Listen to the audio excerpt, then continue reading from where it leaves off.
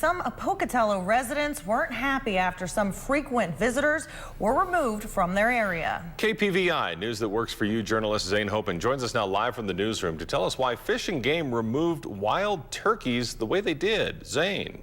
Thanks, guys. After hearing complaints about wild turkeys causing property damage in the area, Fish and Game decided to take lethal action, which didn't sit well with everybody.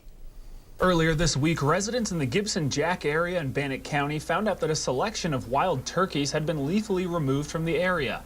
This came as a surprise to some of them, but Idaho Fish and Game has been receiving complaints from others. A particular flock of turkeys, roughly 80 birds, that's been causing problems, some property damage and other nuisance issues. James Betty is one of the people who originally brought wild turkeys to southeast Idaho and frequently has wild turkeys around his property.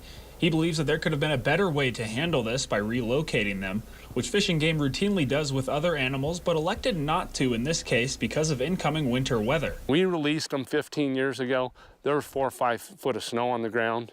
They did just fine. President of the state of Idaho's Wild Turkey Federation, Joe Foster, says he understands both sides of the issue, but would have appreciated if Fish and Game let them know beforehand. Other than that, he insists that the working relationship between Fish and Game and Wild Turkey Federation is strong.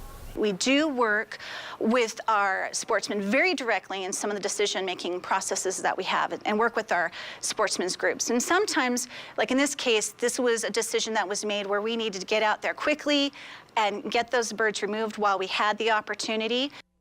Now, the meat from these turkeys will be donated to charity, and regardless of the differing stances on the issue, both agreed that one of the most important things to take away from this is the education, because a lot of these turkeys' tendencies can come from being traced back to where they're fed, which the city of Pocatello is considering making illegal. Live in the newsroom, I'm Zane Hopen. Back to you guys. Okay, thank you very much, Zane.